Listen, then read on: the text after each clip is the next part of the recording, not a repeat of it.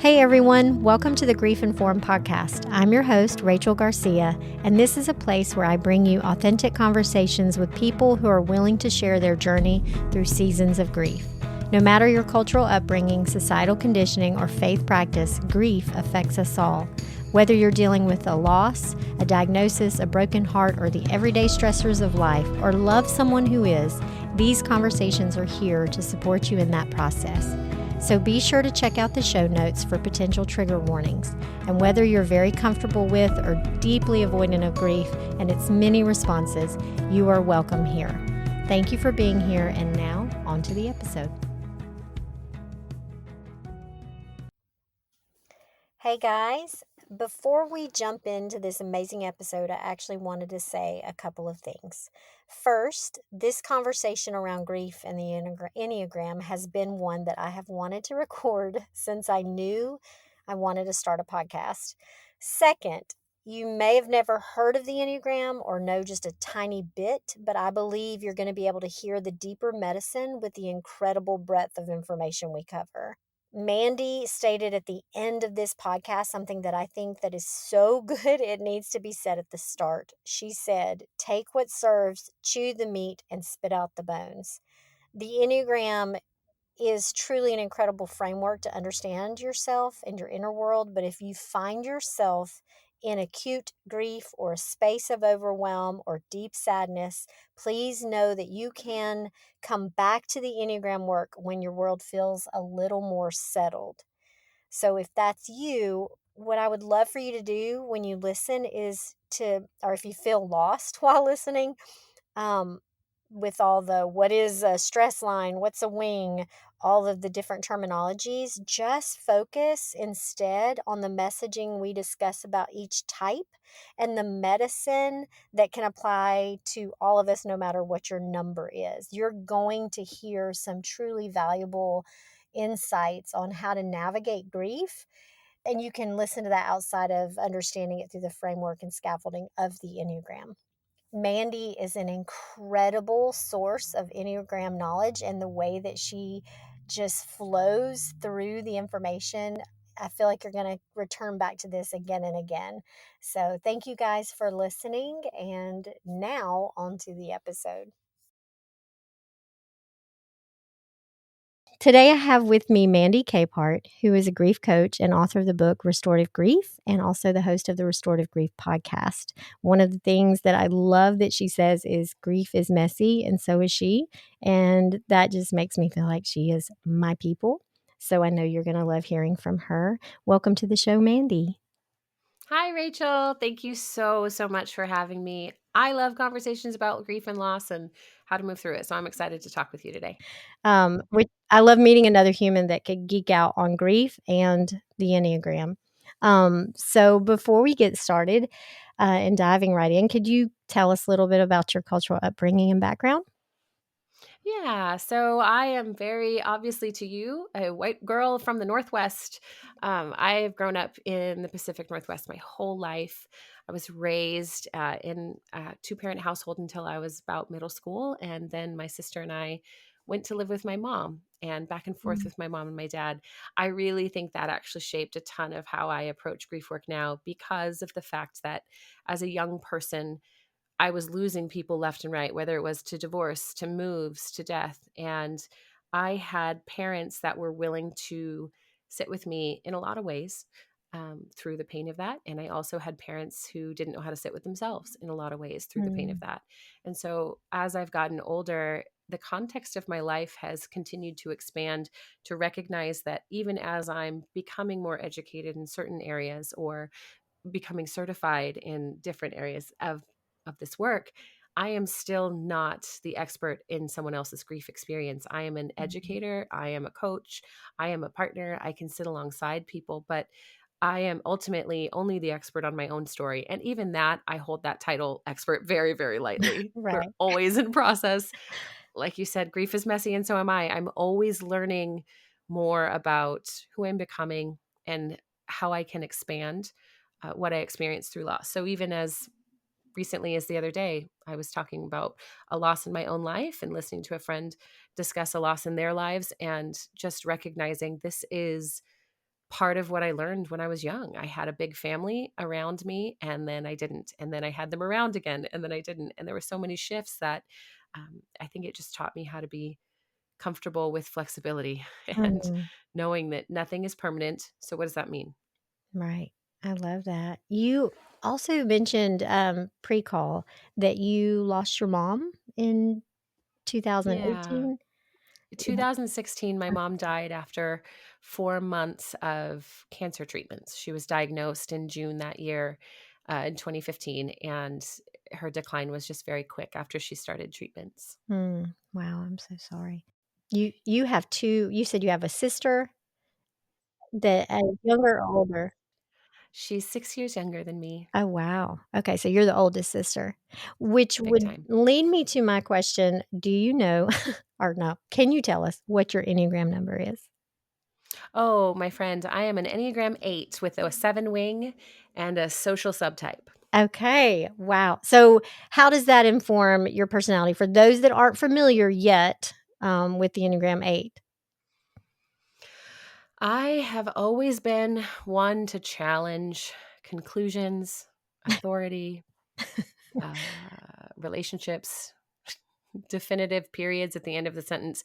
My question, I wasn't really the kid that asked why a lot in the sense of like, make it make sense to me. But as I got older and wanted to take up space in the world, I realized that I needed to choose that for myself. No one else was going to make up space for me. Especially after I lost my mom. I realized that's quite a bit later when I was in my 30s. But uh, it still was something that, as a young person, and as we discussed growing up inside of religion, I wasn't taught to take up space. And so it's funny, the Enneagram actually helped me recognize the value of taking up space and the value of giving myself time to learn what that looks like, especially because as a beginning Enneagram student about 12 to 15 years ago, I took a test and tested very high as a 3, a 7, or an 8. So we know Mm. I'm an assertive number, but at that point, I felt a lot of similarities with the 3. And so I spent a few years exploring what the type 3 looks like and feeling like this doesn't quite fit, but um, I don't know what else could fit because I'm not angry. Yeah. Dear listener, if you are constantly saying, "Well, I'm not angry," you might be angry, and that is okay. Um, it's totally okay. Yeah. But yeah, the that type 8 is that, um, courageous and confrontational and in a healthy space, vulnerable and soft and available for the really difficult, like, hardest stuff you can approach. Um, Mm. yeah. I love that, and I think I love to describe the 8 to is like, they're the reason y'all are the reason why we have revolutions. Like, we have viva la revolution because of the 8s, and so I think Yeah. that's powerful, like, the, um the energy for justice is Mhm. so palpable, and it's such a gift. Um, Yep. well, that was my question that was gonna be my next one, like, what do you love about the Enneagram in your own life? And that perfectly described it. So, I would love to know of or let our listeners know, I'm assuming, okay, that there's a lot of people that might be listening to my podcast for the first time and thinking, "We've heard Rachel mention the Enneagram, ask her guests that, but maybe they've never taken a test." So, could you Mhm. tell us the, like, elevator speech of the Enneagram for those that are new to what it is and where they might be able to find out their number. Yeah. So Enneagram is simply a method of expressing your motivation as a human being, finding that core motivation beneath why you do what you do or who you are, what you are. And I like to identify it as something that shows us the box we start in and a pathway forward into a more expansive way of being. I Mm, think people's understanding of personality typings and different tests can be really difficult because we put them on like a name tag and then wear it around thinking this is why I am the way that I am. And that would be a dishonest way to use the Enneagram. Instead of saying, well, I'm just a 2, so I guess I can't help but help, mm, the Enneagram gives us language and a pathway toward what do you want to do with that 2ness, with that desire to help in a different way than you might do it without an awareness of what you're doing. right, right.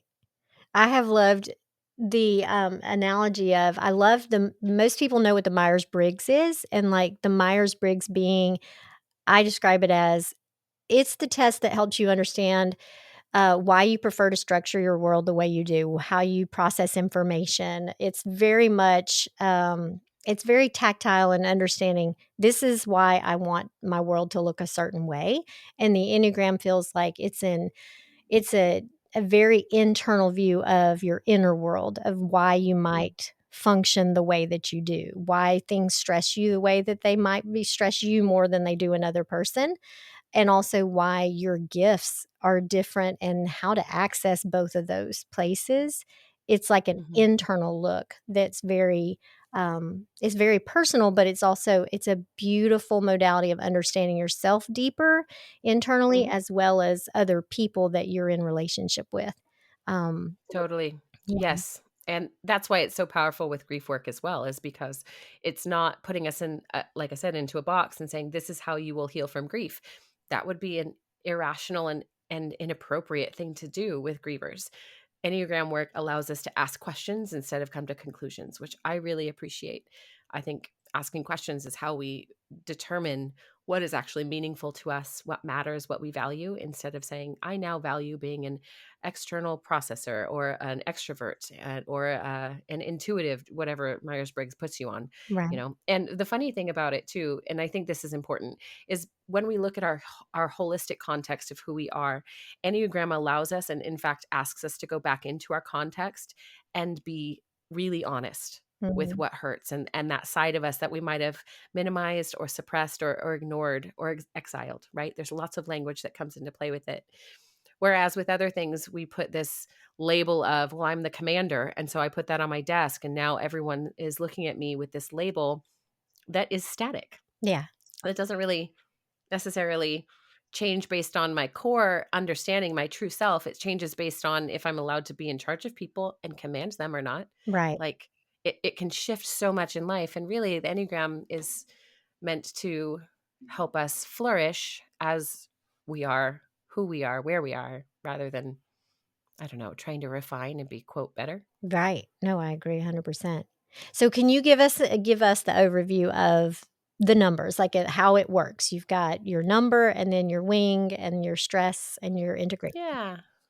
Yeah, so Enneagram, it's a circle of 9 numbers. Each one has a line that goes towards two other numbers. Um, one of those lines is considered a growth line, meaning that when we are doing really intentional work to pay attention to who we are and how we show up in the world, we're going to also emulate characteristics of this other type. Because while we may lead with the energy of a single type, one number on the Enneagram wheel, we are all 9 numbers. Every person is going to recognize a characteristic or something within themselves that is reflective of a different number on the wheel. The difference being the motivation behind the action of each of those types is different. And so I liked to tell people in the beginning of this work, I could ask one of every 9 types to go on a hike, and every one of them would say yes for a completely different reason. Mm. One would say, yes, and I've got all the first aid kit supplies we could need. One would say, obviously, I love leading hikes. One would say, I know the correct path to take. One would say, oh my gosh, we're going to have so much time to talk about our feelings along the way. One would say, do you know the history of this mountain is actually blah, blah, blah, right? There's a motivation for each person's desire to connect with themselves and with others that's different.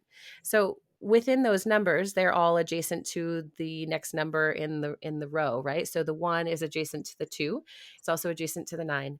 And that means the same thing as the energy that we lead with in the center. Those energies from the other numbers on our sides are called wings, and we have access to that energy a little more strongly than we do a number that's completely across and not connected by a line. Mm. All of that sounds so hard to comprehend.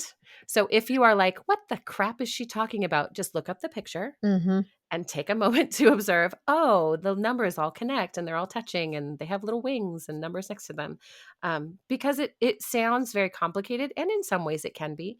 That's one thing that I love about this. There's always nuance left to discover, Mm. because that is indicative of who we are as people. There is always more nuance. There is always more clarity. There is always new information to gain or insight to reveal. And this is such a great framework for us who are, especially when we're in stress or grieving, those other lines coming out. We've got the one that goes towards health. It goes towards another number that we can look really stressed by, or pardon me, that connects to, and that we start to emulate the energy of that type when we are overwhelmed or feeling really down. And all of these are moves that happen when we are in a state of like ego driven, unrealistic worldview. Mm, The world is unsafe. And so we try to protect ourselves, avoid certain things and labels, and project what seems gross mm, or bad to us onto other people. And so that's that stress side of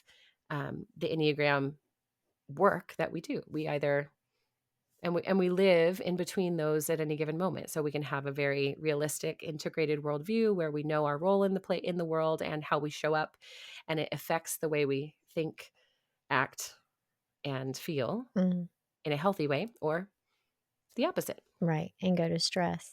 Okay, so if, I'll link in the show notes, but where would you recommend people are taking the test? Yeah, the tests, there's quite a few online. Some of them are really great. Truity.com is a great one.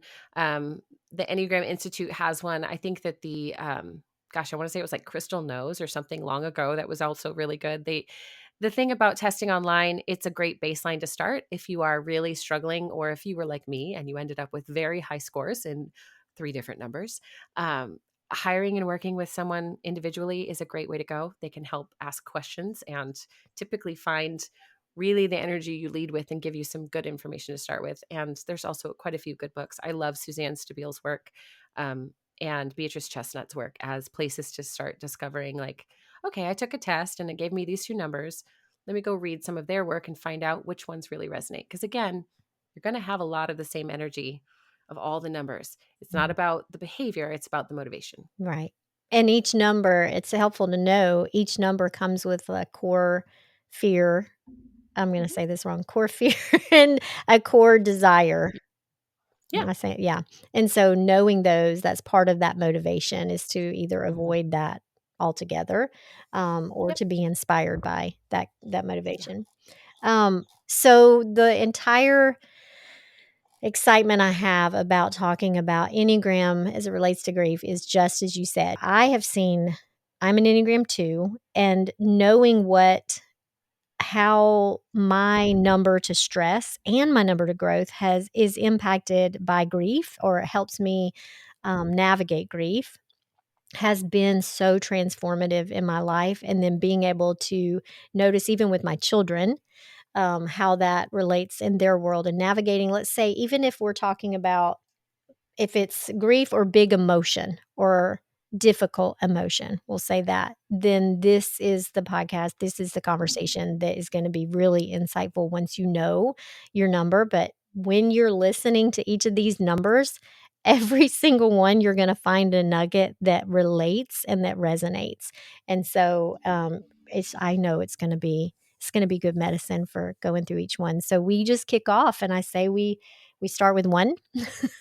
Would that be a Yeah. good place? Sounds good. Yeah. Okay, so Enneagram 1, the reformer, um, and for the reformer, the want is to be right and efficient. That's a key motivator. And their stress point, they go to the 4, which I can be moody, kind of, it says irrational. I know some of these are like they step on your toes. I'm just sorry. This is gonna step on toes.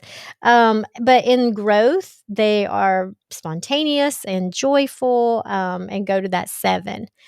So with the Enneagram 1, what would you say are some things we would need to know about their grief, navigating grief through that number? Yeah. So just to clarify too, so we are talking about how that average Enneagram type, when they are grieving, can go inadvertently to this disconnected state of protecting their ego, protecting the sense of themselves. And when they are protecting themselves in kind of an average state, they might have kind of like a 5 out of 10 day, things are fine. When grief enters the chat, all of that sense of self gets discombobulated and goes and scatters, right? And so they start grasping. This is all people. We start grasping at the values we hold on to, what matters, what feels comfortable, what feels easiest, least resistant.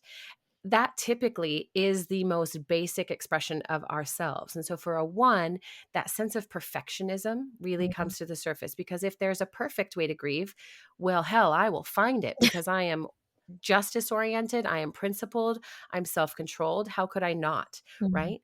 That is also a characteristic of the four, which is their stress line. And when it gets really icky, they get really, really uncomfortable in themselves. And so they hear this messaging of like, grief is messy and you should be able to control it. If you Mhm. can't keep it together, you are a failure. The idea of being able to reframe grief, reframing that there is no right or correct way to grieve, because two things can be true, is Mhm. really necessary for a one. So there is no inner brokenness that lasts forever. There is a sense of brokenness, but it is also true that we are whole people at the same time. Mhm. That both and gray space is really powerful for a one, because they have an inner critic that is louder than the rest of ours, who is constantly saying, actually, your inner critic, I am the rightness, I am the perfection you're seeking, and you need to please me. So that positive side of the Enneagram 4 being this expressive, clear, unique characteristic person, Mhm. right, invites that Enneagram 1 to really embrace the uniqueness of their grief story as meaningful instead of being judgmental about it.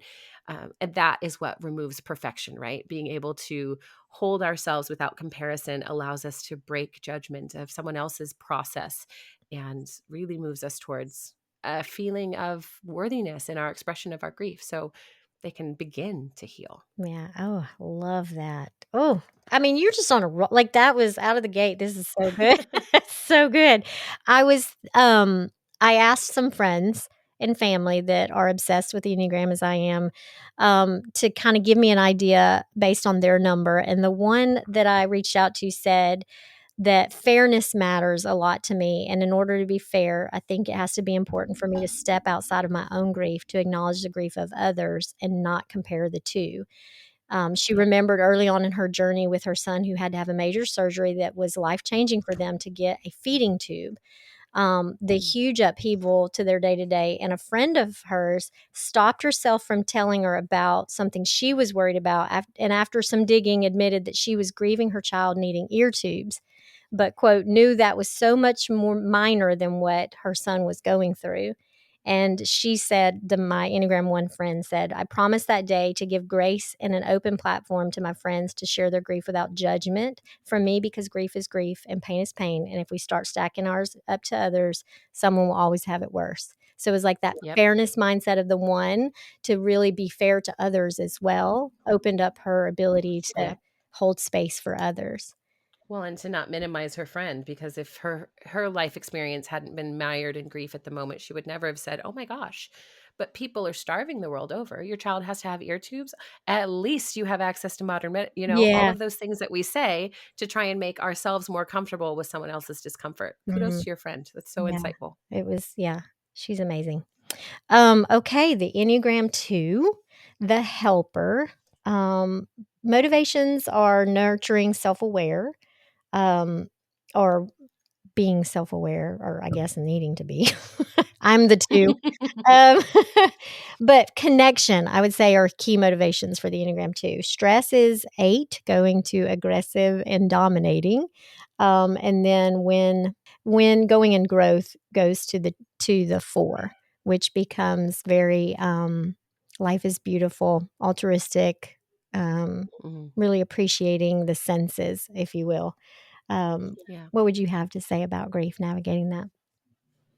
Yeah, I think it's important too to just you did a really good job pointing out, well, we go to that 8 side, which is domineering and aggressive and assertive, and one thing that's powerful about this type of conversation about our growth and our stress lines is when we identify that going to our stress line doesn't mean we're going to a number that is bad. Yeah. When we can take the morality out of it is so important, because basic understanding of personality type testing means we are wanting the best answer. We want the good one, right? When we Right. get to threes, we're going to talk about the most beautiful, wonderful, excellent Yeah. type, right? And so a two who is learning to move toward themselves, even in stress, is going to recognize that there is power Mm. that I have access to on this stress line to 8, when I am dysregulated, when I am stressed, when I am grieving, I can get to this space where I have access to the energy to stop leaving myself out in the cold while I care for everyone else. Mm, And I can learn to prioritize myself without guilt, right? So that negative messaging of a 2 is if you stop caring for others, you're selfish and you need people to need you. You need them to love you that way because you meet their needs, and you can't let them down. But when we're grieving, we have to let people down.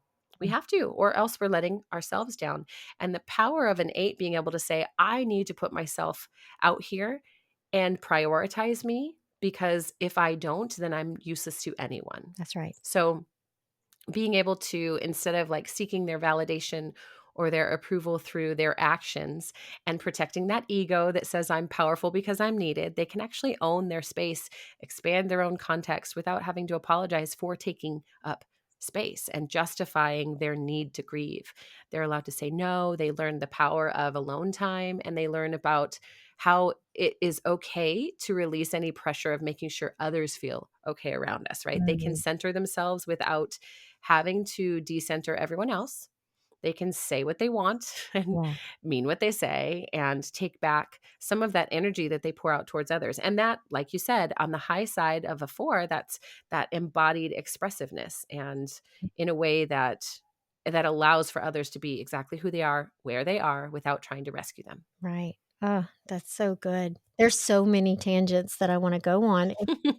And for me personally, being this is the number that I have, the 8 and that has been such a gift for me in that when I get to where I'm feeling anger, it is a beautiful invitation for me Mhm. to ground into myself and figure out where am I needing to communicate? Where have I been putting myself last and needing to say the hard thing?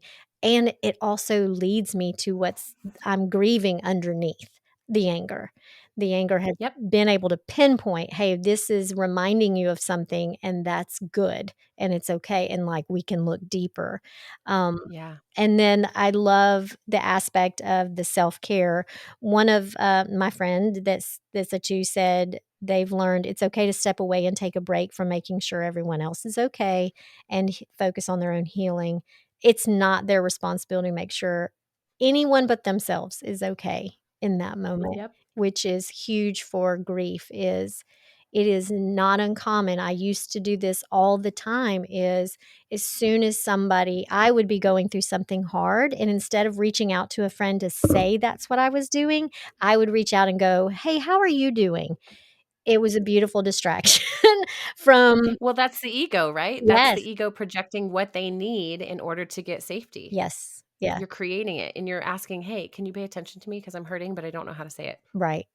Great. Exactly. Great, now you do. Now you do, and I thank God I have learned and done the work to be able to Yeah. recognize that tendency and step into vulnerability and say, "Okay, what I'm actually needing for myself is to be able to communicate to someone what's going on with me." Yep. Yeah, okay, that's so good. Okay, number 3, the achiever. Um, the motivation is wanting to be affirmed and admired to impress, and they go to 9 in stress, and then to 6 in growth. And so give us your feedback there. Yeah, so that 3 energy is so enigmatic Mhm, and driven and efficient and clear and bright, but it is also so guarded because it's a very tenuous confidence that a lot of threes function within, because so much of that confidence is connected to productivity. And if there's anything that disappears in grief, it is productivity. It mhm, is the least productive time of our lives. And so, this negative messaging that that 3 has is if you stop achieving, you will disappear. They'll forget about you. mm, And your grief is just a distraction from being productive and moving forward and making a name for yourself. And when you are grieving, you can't walk into the room and know who has the power and know who to buddy up against or alongside, right? So the 9 is the lowest energy type on the Enneagram. So they have a more methodical, very intuitive, kind of curious approach. And when a 3 who goes from being super high energy suddenly has none left, mm, their pain gets a lot louder. They're also feeling repressed, even though they're in the middle of the feeling center. And I know we didn't talk about intelligence centers, but see, there's just so much to There's go on about with the layers. Enneagram. Yeah. But I would say for that 3 who is feeling that grief and recognizing, okay, I'm really low, I'm feeling more like that 9 energy is where I'm leading from. It's important to recognize that you don't have to make things happen or keep performing while you are in pain. You are actually valuable in and of yourself as an individual. You don't have to Mm, earn a trophy, you don't have to set a standard.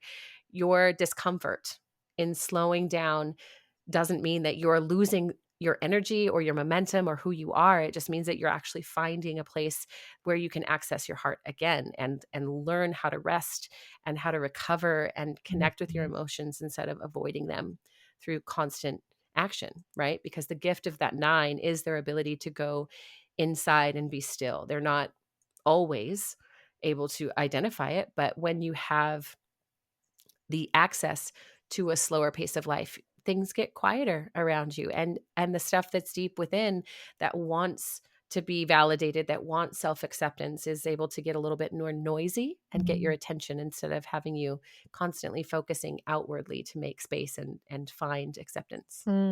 Yes, I think that you hit it right there with the rest, I think, for the 3, the being able to rest in just taking care of themselves during a painful loss or hard emotions, being able to give permission to rest is huge, and, um, so the 3 in my world said basically that community, the tendency to wanna just to shut down, become kind of apathetic, like, of that 9 energy in that stress point, and that being able to communicate to people that feel safe and be able to let their guard down and that they don't have to perform, they don't have to be, um, impressive in that Mhm. moment, that they can just be real honest and vulnerable is Yeah. is a huge, medicine for them.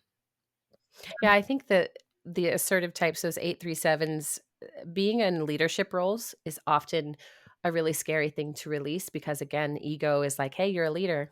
What are you Mm, leading if you don't have anyone following you? Or if you're not setting a great example? There's a lot of limitation and uh, even violence against ourselves mm, when we cannot step back and say, like, ooh, who am I if I'm not leading anyone? right. You're a whole person. Or Plenty who of people out here not leading, so they're still people. and let's reframe who says leading isn't allowing yourself to be seen as, "Hey, I am a human, I'm Precisely. having a human experience and experiencing Yep, emotions." Like, we get to you yep, get to reframe that. yep. Yeah, so good. Okay, the Enneagram 4, the individualist, motivations are wanting to express individuality, um, and in stress, go to 2, but in growth, go to 1. Tell us that one. Mhm. Yeah, so those expressive, dramatic, beautiful 4s. I will say this, here's my caveat whenever I talk about 4s. 4s and 8s have a ton in common. We're both super comfortable with discomfort. 4s will fight me tooth and nail that melancholy nature in within them means they understand grief in and out. Mm, And so I just want to lovingly say grief has typically a thing you can point to that says, this is where my grief is coming from. And melancholy is just a state of unrest, of disconnect, of sadness that really doesn't have a thing, a source that you can put your finger on. So, one of the most important parts about grief work for a 4 is recognizing their intelligence, their willingness to go deep does not mean they have hit the bottom and mm, gathered all the information. That might be a little adjacency to the 5, even though they're not connected directly to the 5 by lines. But I love the 4s because they're negative messaging when they are in duress, mm. especially going to that too, is not only do I have needs, no one will ever understand all of my needs Yeah. because they are so incredibly unique to me. And I say that even my tone sounds kind of mocking, and that's not at all what I mean. It's just such a devastation Mm, for a 4 who does not have space or permission to be embodied in themselves and be honest that they need to understand new language to express themselves well. And I think that that becomes a real sticking point for fours. When they don't have the language they need, they become very isolated and dramatic, and pain needs meaning, right? In some degree, Mm. to feel impactful and to feel grandiose enough to be important, worth my attention, right? Yeah. Okay. So reframing that negative messaging is, of course, people will understand our grief. And for a four, they can take on the high connectability and skill of connection from that two side. So while their individual grief is deeply personal and incredibly unique, it doesn't have to be isolating. And in fact, getting outside of our own perspectives and building connection, even through the lens of our grief, is what creates grounding and space for healing. So that stress of grief might encourage the four to really sit and ruminate and stay in their own emotions and in their own castle of melancholy by their own design. But ultimately, that just makes the intensity of that feeling loop so much more loud and endless. And so the gift of that too means they can slow down, that they can learn to reach out to others, that they can identify, oh, when a two is doing well, they are able to say, hey, I have needs, and it means something important to me for others to help me meet those needs. That's an act of strength. Mhm. Grief isn't something we perform. It's let me be honest about it so that I can be seen as worthy, instead of saying, well, I'm worthy because I have needs, or I'm worthy because I'm so unique. No one's ever been this unique. But fours are so rich and so aware of the nuance. And that is actually an incredible superpower for fours in grief. Mm. It really is. I have a 4 in my house. Um, so my friend that I reached out to as a 4 said that, in 2024 for her, there was so much repression and not allowing of grief or feelings of any kind openly and with no shame or judgment. And that even though the latest losses that she had before Christmas or around Christmas, she's discovered that deep grief. At first, she did need to be she said isolated, and I said, "I wonder if we reframe that as insulated." Like, she was in from a healthy perspective for her, she needed to take some time for herself, because she said it was so raw that even talking about it initially was like poking an open, bleeding wound. She also had to be kind to herself about not sharing the grief and experience with too many people, at least at first. She kept herself insulated and had to also deal with the guilt of not being more open about it. But what I have seen from her is that sense of, as she's allowed herself to at least first acknowledge it with her, then she goes to the trusted people and shares openly with what she's dealing with. And it's become Yeah. less like she won't repress it even from herself. Mm. And Force Yeah. having to learn, like you said, they're going to navigate deeper, go deeper. Just because you can feel deeply doesn't mean you have got to the bottom of it. And so that's Yeah. that medicine against repression for your even to Yeah. yourself and then to other people you can share with. That's good stuff. Yeah. Yeah. Okay, so Enneagram 5, the investigator. This individual is motivated to process knowledge, understand their environment, have everything figured out. In stress goes to 7, and in growth goes to 8. Tell us about Yeah. that. Oh, fives are some of my favorite people, and understandable because they have a growth line to 8. And so I see wonderful, beautiful things in them. But fives are perceptive and innovative, and they're also secretive and isolated. And to admit that they are grieving would be an incredible affront to the type that feels they can mentally source anything, right? Mhm. I live with a 5, and I occasionally will say, hey, if we could have thought our way through this, we would have done it by now. Mm, There are other modalities, there's other ways of approaching information and situations that are inclusive of our whole selves, heart, mind, body, spirit. And so a 5 that is grieving is hearing this language of like, you have to figure this out. No one is going to understand you. And it's much safer for you to withdraw and preserve your energy rather than risk being overwhelmed by talking about it and draining yourself, right? mm, So that 5, when they move towards 7, because a 7 is so avoidant when they're stressed, they can be very scattered, but they're also another head type. They also think their way through mhm, everything. The 7 has the ability to, just like a 5, retreat into their mind and analyze every deal or every detail, every idea to the nth degree to try and understand and control it. But like I said, healing happens in the body Yes. and through connection with others, not just in our thinking. Our thinking changes the way we approach things, but it doesn't necessarily give us a better approach. It's not a healthier approach. It's just part of the whole approach. And so the gift of that 7 encourages an Enneagram 5 to step outside of their mental fortress and remember, like, it's okay to engage with the world outside of the internet. I really think for 5s, the internet is such a beautiful drug. Yeah. It's so easy to escape into and Mm, to just keep rabbit holing into more information as a protector, like a guardian against feeling their grief.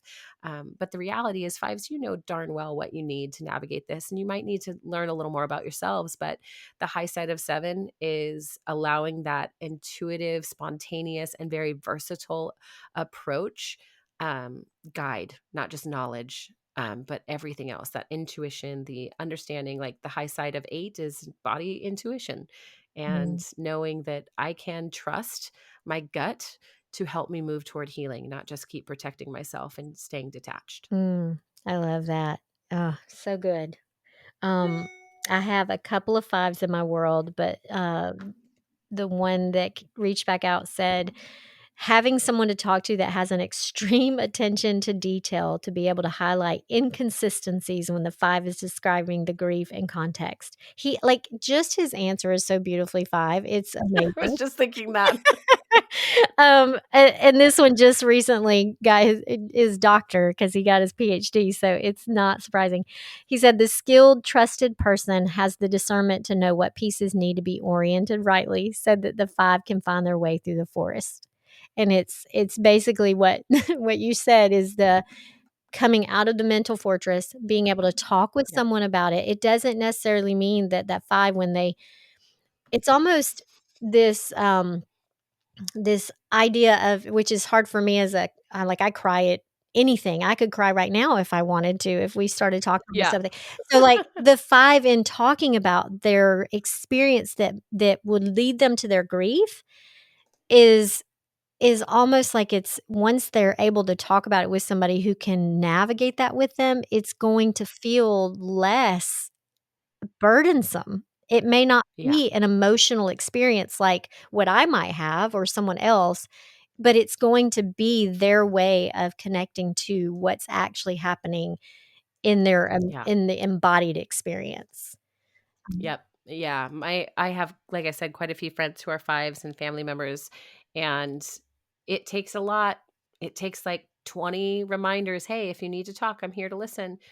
Yeah. Um, and it also takes me as a grief educator to get out of education mode and Mhm. just listen and be able to create a safe space where they are not going to have more information overload, because that's also a big part of it. That Yeah. fear of, I'm going to be overwhelmed if I talk. It doesn't have to be so. It just, like, to your friend's point, I have to be able to trust the connection I'm leaning toward, that they won't just flood me, and that they will listen and have some insight that is useful and not just different Yeah. or interesting to them. Absolutely. Active listening for the 5, yes. Absolutely. Okay, Enneagram 6, the loyalist. Motivations are wanna have security, to feel supported by others, and to fight against anxiety. And, their stress point is 3, and the growth point is 9. Yeah.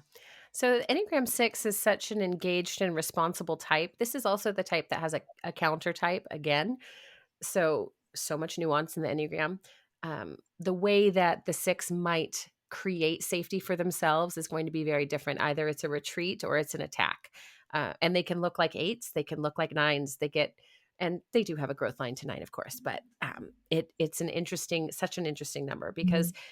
I would even argue, I like to think about a lot of the world as 6s because they're looking for leadership. They're looking for a safe environment or organization that they can really trust, where they don't have to continually work. There's that stress line to 3, and be productive to prepare for the worst. So the Enneagram 6 who's grieving is hearing this, like, internal automatic message that says you need to prepare for the worst. This is terrible and worse things could happen. Mm, And if you do not anticipate every possibility, again, as a head type, something is going to go wrong and it's going to be your fault because you weren't prepared enough. mm, So that 3 stress line becomes hyperactive, hyper productive, hyper guarded. Whereas the high side of 3 has the ability to recognize I am working overtime and scanning for potential losses and uncertainties, but grief is not a puzzle that I can solve. It's not something I can truly insulate against. It's not something I can prevent. This is an experience I have to learn to both move through and integrate into my life. Because for a 6, having a framework, having a security system that they can trust is really intentional and important, but that can be something that they build as scaffolding within instead of always looking to an external action that can be taken that prevents fear and more loss. That question becomes what is actually serving my healing and what can be something lasting that I internalize because I'm already capable, I'm already strong, I've already done a ton of research and work to build safety in my world. And I can find people that I trust, absolutely, but ultimately I have to learn how to trust myself mm, and really move forward at my own pace. And I think that that's something the high side of 3 emulates so much trust in themselves, so much confidence. And mhm, that's something that 6s can recognize. Oh, I'm super stressed. How can I trust myself more right now? How can I identify my skills and be confident within them? Even when I'm stressed, even when I'm grieving, I don't have to move toward health just to have confidence in myself. Having confidence is what moves me back toward that mm, embodied true self that I am. yes, that's so good. The the person that responded to this said, and I love this because this is a beautiful teenager perspective of a 6, so I love Mm. this. She said, "To just let myself feel." Because bottling up my emotions until they explode is not good for anybody.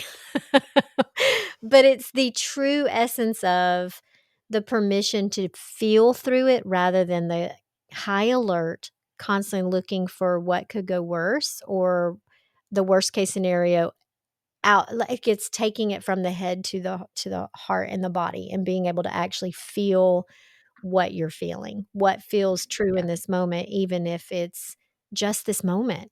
Um, I think that that was beautiful, being able to just Mhm. allow it. Okay, Enneagram 7, the enthusiast.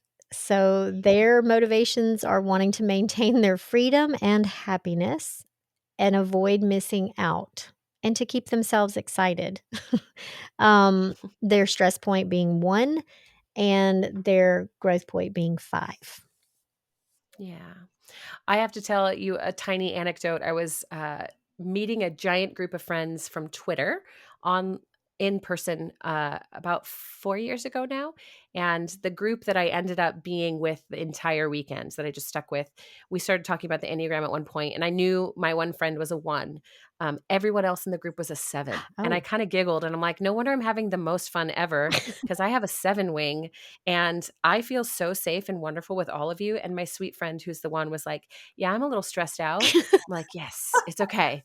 Come toward the light, come toward the 7s, come toward me. We're gonna keep you in having a great time. yeah. But it was so funny. I was like, oh, okay. I see why I like all of you. Yes. Um, yeah, because 7s, they're enthusiastic, they're playful, they're versatile, they're fun, they're energetic, they are always looking for something I'm gonna say better to do, even though that's just not the right word for it. They're always looking for what could be more fun than this. Yeah.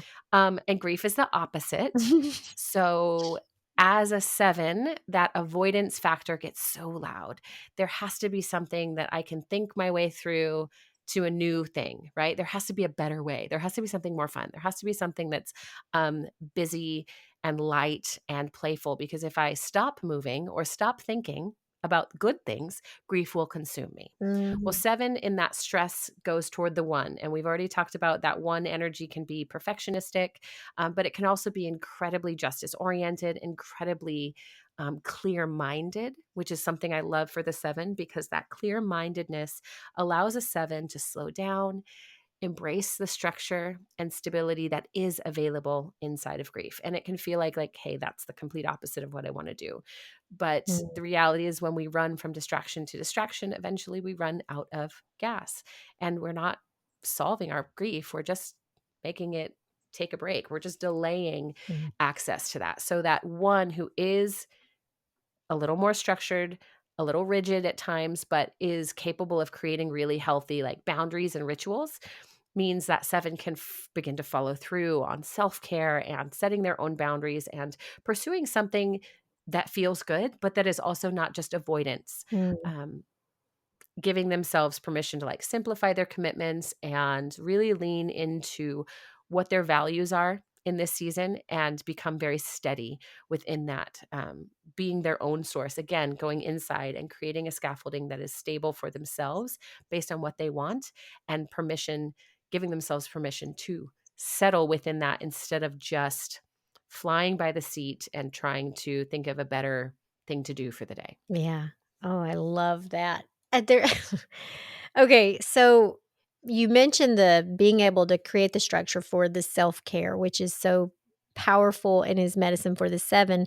Um, I knew someone who, as a 7, whenever they were having a day of overwhelming and they knew that it was very intense emotion or stress or anxiety, they started their day by taking a bath. Like, they literally would just Mm, get in the bath, and it was the most beautiful thing because it was them allowing that space to be able to just be with it, and then they would yeah. have the strength to move on through their day, which was amazing because my friend that I texted to ask, "Okay, what would be your advice for 7s in grief?"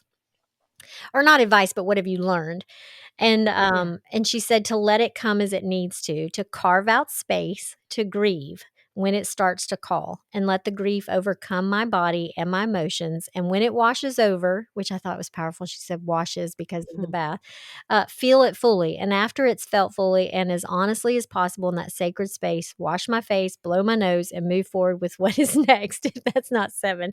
Sometimes that's sleeping, sometimes that's working or being productive, sometimes that's watching a movie, reading a book, but what I'm hearing, like, so beautifully said is that it's creating that space.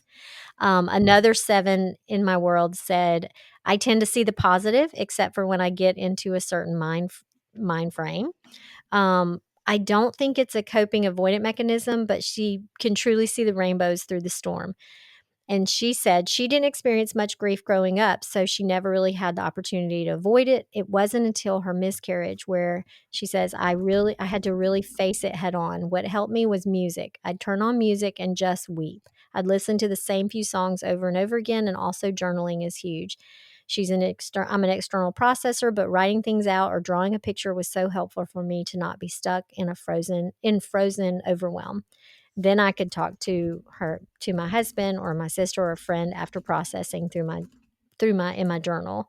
Um, and I just thought those are powerful. It's like it's about creating that structure and that space, like you said, that leaning on that high one of let me create the efficiency for you to go here. Let me allow that Yeah. space. I think that's powerful. Yeah. Okay, Enneagram 8. The challenger, motivations want to be self reliant, prove their strength, and resist weakness. In stress, can go to 5, and then in growth to 2. This is you. Yeah. This is me. You have to hear all my own stuff come through.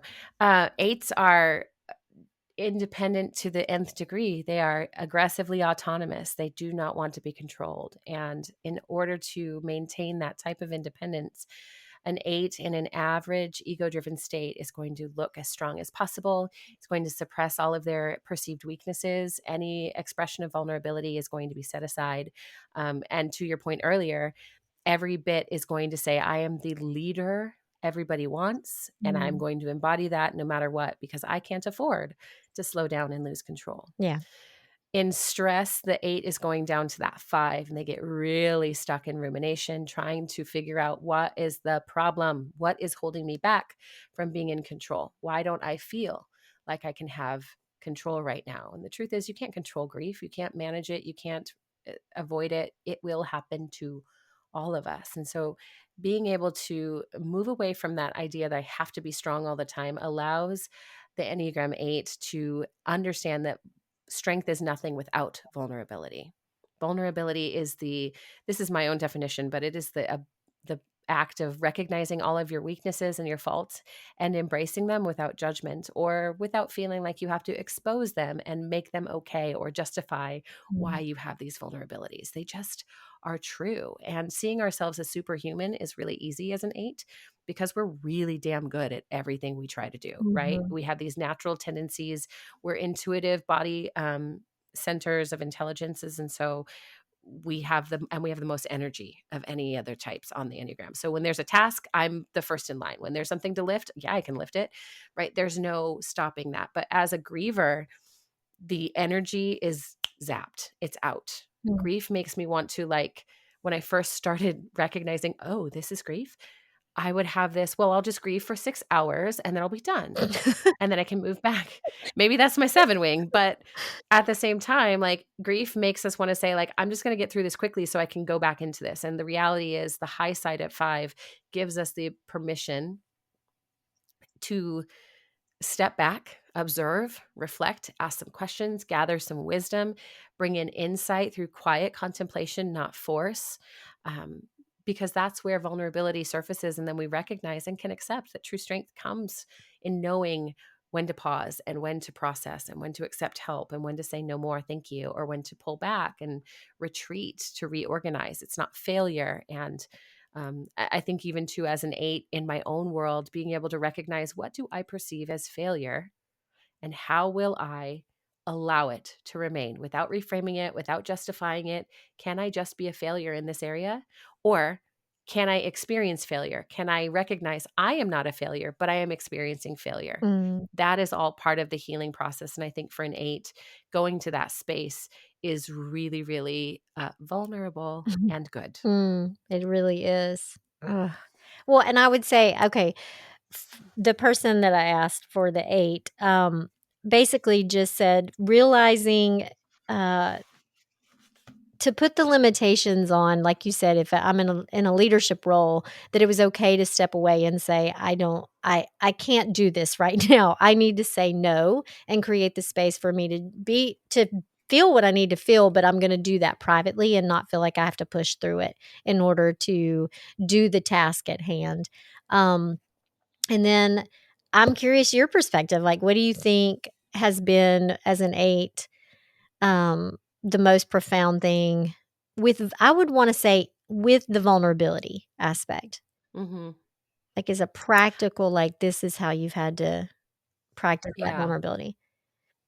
Well, I think as an outward, very vocal person on social media and through writing a book and having my own podcast, and even as a coach in group settings and one on one, I've been a speaker for 20 years. And I used to say, I can tell you my life because I'm an open book and I'm not afraid. It's not scary to be vulnerable. And it was probably when I first started understanding Enneagram work where I was like, "Ooh, people who say I'm an open book." Now here, talk about stepping on toes, Rachel. Here I go. When people say, "I'm an open book, you can ask me anything," m my response is to say, "BS. You're a cultivated book. You've got Mm, pages that you're willing to explore because you have figured out how to tell that part of your story. I don't need you to be an open book. I need you to be honest with yourself. I need you to recognize that you are, again, that open book statement. It's that ego trying to say, this is my unrealistic worldview, that I'm an open book and that I have everything figured out mm, and there are no flaws in me and everything is great. I was really good at writing exactly the story I wanted other people to know, mm, to hear from me, and to try to control the narrative that they got from it. Like, what are their takeaways from whatever I'm sharing? And and that is a very autonomous. It can look like autonomy. It can feel like autonomy. Like, I'm in charge. I can control what they say. And the reality is, no, no, you can't. yeah, Your job is to learn how to observe and get to know people and sit quietly with yourself and mm, stop trying to control all of those things. And so I think real self control for me came when I stopped trying to create an image. And to be fair, that created image, that sense of I need to control my image, was part of why I thought for so long I must be a 3. Yeah. because those pieces are there, right? And we all have that. We all have that desire to control others' understanding and image, their impression of us. But I think for me, recognizing in grief work that I needed limitations to what I would say yes to and what I was capable of, and being able to grieve pointed out, hey, girl, you have limitations already. You just have to honor them. Yes. Oh, that's so good. I love that. Yeah. Um, okay, Enneagram 9, the peacemaker. I always like to Mhm. I'm sorry, I just don't I always say the peacekeeper. I feel like they'd be willing that's the Oh. keeping the peace is the motivation there. Wants to create harmony in their environment, avoids conflict or can avoid conflict and tension, or would resist what would upset or disrupt themselves. In stress goes to 6, and in growth goes to 3. Mhm.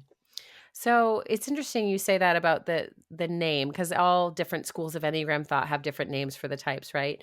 I have always understood peacekeeper to be a passive experience, like you're, which is kind of what you're describing it when you talk about that low side of the nine, and the peacemaker to be a very intentional and active decision. That is someone who is willing to disrupt the status quo or the comfortability of everyone in order to generate a sense of peace. So I think both names can apply at times, Yeah. but that nine is very receptive. They're so intuitive and they're so intelligent and they're always observing. I feel like all children are nines. And indeed, like the nine is the one that has access to all the different types Mhm. and it's just so cool to watch a nine in action because they're almost chameleon like. I don't remember where I read it, but I once upon a time read a nine will make everyone in the room believe they are 100% on their side Yes. and in agreement with them. And then they will go and they will have a completely different opinion of their own if they can form their opinion. And I remember thinking, like, oh man, and it won't feel manipulative. It won't feel like Mm-mm. betrayal. It'll just feel like, wow, they really heard me. They really understood my point of view. And so that negative messaging and that stress side of going to that six, where there's high avoidance and there's high control, to try and protect, is that they've got this message that everything will be fine if you just keep the peace. If you Mhm. keep the peace, you won't have to feel any of this. If you keep the peace, everything will be perfect and it will resolve itself. Mm. Grief will resolve itself. And so, while that instinct may be to merge with others and take their okayness on, or pretend that you're not in pain and defer your grief so that you don't disrupt the harmony of the group, the energy of the six gives our Enneagram type 9 the energy or the permission Mm. to actually pursue what brings them true peace, to face their emotions, not avoid them, not try to sort it out, but to really like lean toward their beautiful expression of what they're going through, and to honor it as beautiful, right? That energy of the six really invites the nine to engage, to Mm. say like you can take action on your own behalf. You don't have to feel stuck. You can actually consider what it might look like to let your discomfort move you toward healing instead of saying stay safe, there's danger everywhere. um, Mm. and I think too that the high side of six allows the nine to have a voice, to recognize they get to advocate for themselves and they get to take responsibility for themselves, not just wait for life to happen to them, Mm. and to embrace discomfort as a pathway to growth, that they're not having to be so boundaried. They don't have to be fine all the time, that they can actually be real and still be valuable when they express, hey, I don't like this, or I don't like you, or I don't like your idea, or I just don't like any of this and I'm out, Mm. right? That nine gets the permission to just find who they really are and find their voice and lean into it. Mm. I love that. Well, the person I reached out to for in my world is one of my dearest friends who literally just texted me as we're recording, and she's like, "I need more time with this response," which I love Oh my 'cause god, that's that's yeah, perfect. that's perfect. Okay, great. What I can say that, I feel like it's that for the 9, it's the understanding they're not okay, I'm okay. It feels like that is the medicine of and or I'm not okay and that's okay, or I'm not okay, they're Mm, not okay, and that's okay. Like, truly yeah. being allowed to let somebody else be in their own experience and them honoring their own what is coming up for them. And I loved how you Yeah. said that they can have their experience even if it's disruptive to other people and their experience. They can disrupt the peace in order to enter their own grief process or what they need and speaking up Yeah. for them, for themselves. Yep. Yeah, I Yeah. love that. That is so good. Okay, so wrapping up, that's all 9. I feel like each one of those touches on the themes of grief that we, not wanting to be repressing your emotion, expressing, sharing with others, feeling the full weight of it, and the practices that allow that, creating the space to grief as well as creating the space for moving forward. What would you say that you would want those that are new in the world after we are new in the world of Enneagram to know, kind of wrapping that up after hearing all of that? What would you want them to make sure that they walk away with? Yeah, I think it's really easy to recognize, okay, I need something new in grief, but I don't know what it is. And I will say, diving into Enneagram work when you are freshly grieving is really overwhelming. Mhm. It's a lot. If you know your type, it can be an incredibly powerful tool. But if you are unfamiliar and all of this sounds good, yes, all of this is good for you. Take what serves, chew the meat, and spit out the bones, because the reality is, in grief work, we are all looking for safety, security, and belonging. And within the Enneagram framework, you can find that and develop that within yourself and within your community. But you also don't need the Enneagram framework right now to do that. You Mhm. can also approach Enneagram work when your world feels a little more settled. Because the thing about Enneagram, and you can probably attest to this too, Rachel, is when you find where you fall on that circle, it can feel like coming home. It can feel like gaining a language to describe things you've experienced but don't know how to talk about. But it can also feel very exposing and very vulnerable and very scary. I remember when I finally said, let me just live as if I'm an 8 for this week and learn about the 8 and try it on for size. The intensity of feeling seen and understood, but even more so finding that subtype and realizing, oh, a socialite looks very different than a self-preservation 3. No wonder. And ouch, right? Mm. So understanding that the primary goal of any of this grief work is to embody a sense of safety, security, and belonging within ourselves and find ways to experience that in relationship to others. This is a great tool for attunement to ourselves to say what feels like Mm. safety, security, and belonging. But it is also a very big distraction to learn about if you are grieving and you want to and need to attend to that grief, to process it, to truly metabolize the intensity of that emotion in your body, toward a place where it feels okay, this is a little more integrated. And now I can move toward a framework like the Enneagram, to start asking some deeper questions and do what we call shadow work and address, well, why have I always felt this way? And I'll say this too, just because when we are grieving, it's never just the one thing that we are grieving. So if my Mm. when my mom died, I began grieving the future without Mhm. her. I began grieving my daughter, who was 1.5 at the time, not knowing her grandmother. I began grieving, I don't really have a home to go to anymore. I don't have all of these things that I dreamed about, right? There are so many secondary losses that come along that are easier to touch when that core loss has been given time and space to express itself. And so I'm a big fan of saying, hey, these secondary losses might be really safer to approach through the lens of the Enneagram. But for someone who's brand new to the whole thing, I'm very much like safety, security, belonging, focus there. Yeah. It'll feel more soothing than trying to learn an entirely new personality framework like we said, is not simple, that is incredibly nuanced. Very complex. Yes, I love that. Mhm. You said the 3 were safety, what'd you say? Security and belonging. Yeah, that's powerful. Wow. Well, this has been amazing. I feel like I could ask 50 million other questions. I do wanna ask though, do you are you familiar with Sleeping at Last and his project where he Oh, made of a song? course. Okay, okay. Of Oh, course you yeah. have. So I'll put that in the show notes as well, that when someone, again, yes, when you're not in the acute grief, but um, Mhm.